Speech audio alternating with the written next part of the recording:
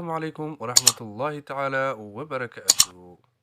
waxaa la yidhi hadda ka hor ayaa nin boqor ah iyo wasiirkiisa waxay ahayn saaxiibo aada isugu dhow, wax walbana way wadaagi jireen, safaradana waa isku raaci jireen. ayagoo xaaladooda ay sidaas tahay ayaa boqorkii maalinkii dambe mindi oo hilib ku jiraya fararka goysay suulkii. wuxuu u wacay wasiirkii wuxuuna u sheegay dhibaatadii gaartay. wasiirkiina wuxuu yidhahda waxaa laga yaabaa in ay kheyrnoo tahay. boqorkii arrintaas ayuu ka xanaaqay, andhaawac ay soo gaaray kheyrkaa sheegaysa intuu yaallaa. wuxuuna u yeeray askartii wuxuuna amray in la xiro.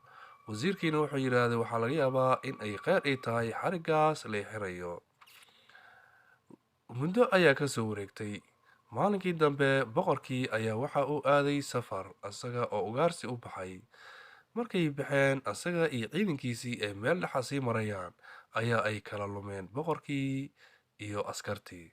boqorkii meel cidlaa ayuu kusoo dhacay wuxuuna garan waayey meesha ay ka baxeen askartii. intii uu askartiisii iyo magaaladii iyo duurkii uu wareegayay uu raadinayay ayaa waxaa helay qolowal kale oo kuwaas oo asnaamta caabudo, doonayana in ay u sameeyaan sanamkii caabudayeen qurbaan, ayagoo doonayo qof bini aadam ah in ay u qalaan ama ay ku siyaartaan sanamkoodii. ayagoo raadinayo ayaa kuwii dadkii loo doonay waxa ay soo heleen boqorkan, aad iyo aad ayay u farxeen. waxay dhaheen nin quruxsan ood boqor moodid ayaan maanta ilaahayna u soo helnay, isaga ayaanan ugu dhowaanaynaa inaan u birayno. boqorkii sidii loo waday ayaa waxaa la keenay meeshii lagu birayn lahaa. ninkii u sarreeyey kuwa ayaa wuxuu arkay boqorkii oo gacanta far ay ka go-an tahay. wuxuu yidhaahday ninkan ceeb ayuu leeyahay, ilaahaynana lagu caabudi maayo wax kala dhiman, ee waxaan doonaynaa qof dhammaystiran, ee boqorka ninkan naga sii daaya, waxba noo dari maaye. boqorkii sidii ayaa lagu soo fasaxay. wuxuu ku soo noqday xaruntiisii isagoo aad iyo aad u yaaban, kana soo badbaaday dhimasho.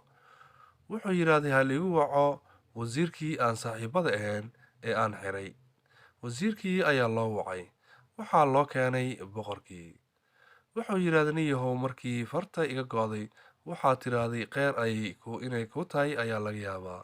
maantana ayada ayaan ku soo badbaaday oo dhimasho ayaan uga soo badbaaday. haddii aysan fartan dhibaato iga gaari lahaynna maanta sanam ayaa laigu caabudi lahaa oo waa la ibirayn lahaa. laakiin waxaan ku weydiinayaa, markii aan amray askarta waxaa tiri waxaa laga yaabaa kheyr inay ii tahay, say kheyr kugu ahaan lahayd kugu ahayd. wuxuu yidhaahday boqorow, markii adig aa luntay aniga adigu kale ma hari jirin, waan isla lumi lahayn. haddii aan isla lunno ay kuwaas ay dhahaan alle ay ku arkaan ay dhahaan war ninkan far uga go-aan lasii daayo, aniga ceeb ma lahayn oo farka igama go-nayn, waxay dhihi lahayn kan ha lagu siyaarto, kan ayaa ilaahayna u qalme aniga ayaana la ibrayn lahaa. anigana xabsigii aa xirtay ayaa kheyr ii ahaa oo ilaahay igu badbaadiyey. boqorkii aad inta u qoslay ayuu wuxuu yidhaahday waa sax, wax walba oo dhibaato kusoo gaarto shar ha u arkin, waxaa laga yaabaa kheyr in ay ku tahay ayaa laga yaabaa. annagana waxaa laga yaabaa sabskraibka aana siinaysid in ay kheyr ku tahay, annagana ay kheyr noo tahay. dhegaystow, adigu maxay kula tahay sheekadan? maxaadna ka fahantay? komaniga nagu reeb. waadna ku mahadsan tahay sida qiimaha badan iyo wanaagga badan ee aad nala socotay. wabillaahi towfiiq. wassalaamu calaykum waraxmatullaahi tacaala